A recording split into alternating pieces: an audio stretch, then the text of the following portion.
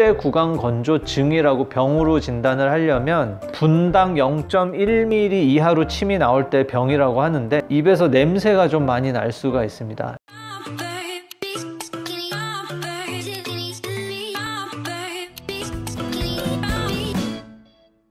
안녕하세요. 이빨연구TV 보아치과 박정현 원장입니다. 오늘 말씀드릴 내용은 구강건조증에 대해서 좀 말씀드리도록 하겠습니다.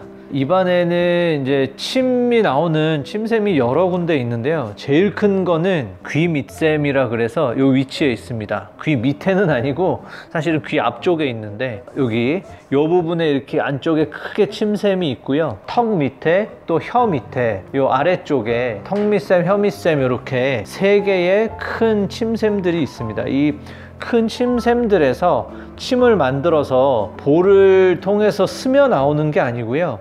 우리 눈에는 보이지 않지만 이 안에서 여러 가지 수도관처럼 파이프들이 있고, 입안에도 침이 나오는 구멍들이 딱 정해져 있어서 그 구멍을 통해서 침들이 입 밖으로 나오게 됩니다.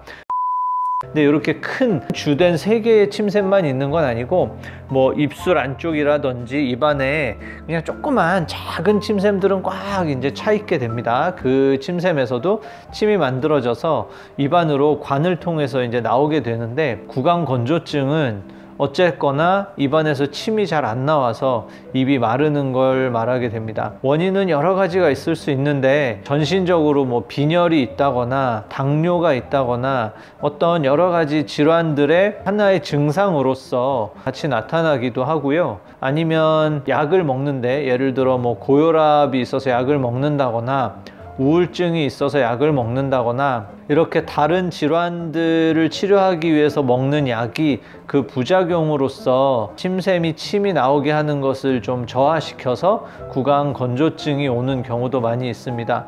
전신질환 중에는 쇼그렌 신드롬이라고 해서 그게 가장 유명한 질환이 있는데, 이 쇼그렌 신드롬은 단지 침이 나오는 것만 떨어지는 게 아니라 뭐 땀이 나오는 것도 떨어지고, 몸 안에서 이렇게 분비가 되어야 되는 것들이 전부 다 떨어져서 구강건조증도 오게 되고, 우리가 눈도 항상 이렇게 젖어 있는 거거든요. 우리가 눈물이 나듯이, 눈물샘이 있듯이 눈이 항상 젖어 있어야 되는데, 쇼그렌 신드롬이 생기면 눈도 눈물이 많이 안 나기 때문에 눈이 건조하게 되고요.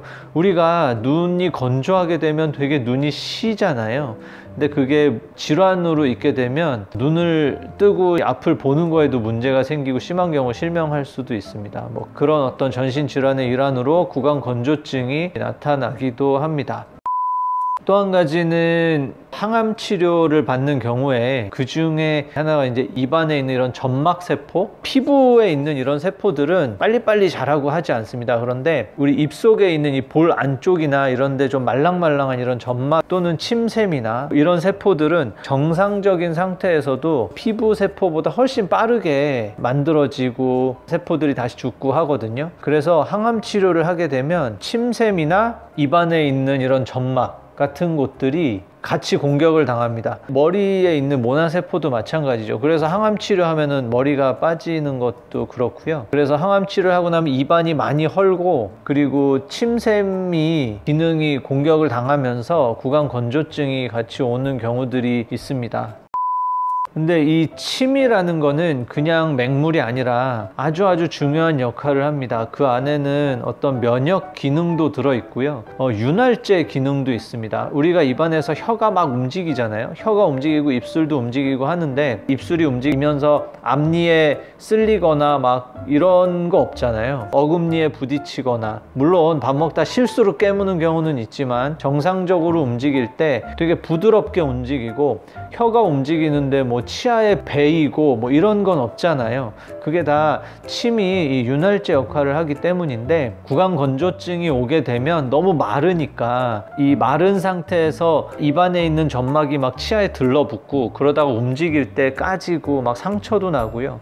혀도 막 까지고, 그리고 이 침 속에는 면역 성분도 있습니다. 이 충치세균이나 잇몸 염증을 일으키는 세균을 막아주는 능력도 있는데, 이런 것도 떨어지기 때문에 충치나 염증도 훨씬 잘 생기고요. 또 한 가지, 이 침이 마르면 엄청 끈적끈적해지겠죠. 이런 데들이 이렇게 부드럽지 않고 안쪽에 치아인 데가 끈적끈적하니까 플라그나 치석 같은 게 훨씬 더 잘 끼어서 또 마찬가지 염증이 생기거나 치아가 썩거나 이런 게 훨씬 더 잘 생길 수가 있습니다. 그냥 우리가 보통 말할 때 아우 나 입이 좀 말라 이런 걸 가지고 구강건조증이라 하진 않고요. 실제 구강건조증이라고 병으로 진단을 하려면 분당 0.1mm 이하로 침이 나올 때 병이라고 하는데, 사실 이런 건 건강한 우리 사람들에서는 거의 나타날 수 없고요. 우리는 이제 구강건조증이라기보다는 그냥 입이 잘 마른다 정도.